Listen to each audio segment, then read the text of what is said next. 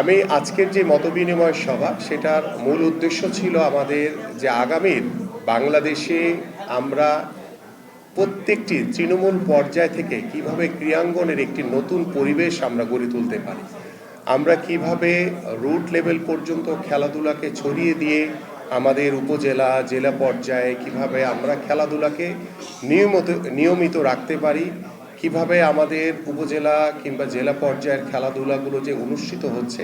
সেই খেলাগুলোকে কিভাবে আমরা জবাবদিহিতার ভিতরে আনতে পারি এবং আমাদের বাৎসরিক একটি ক্যালেন্ডারের মাধ্যমে আমরা এই খেলাধুলাকে সারা বছর প্রতিনিয়ত আমাদের যেহেতু যে সিজনাল যে বিষয়টা রয়েছে গ্রীষ্মকালীন এবং শীতকালীন, সেইভাবে আমরা আমাদের ক্যালেন্ডারগুলোকে আমরা সাজানোর মাধ্যমে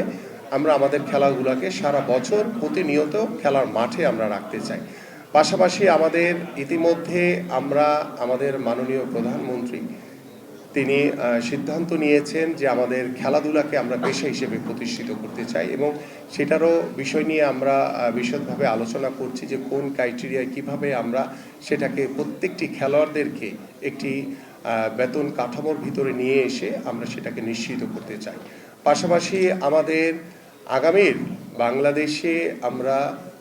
জাতীয় যে শিক্ষাক্রম আমাদের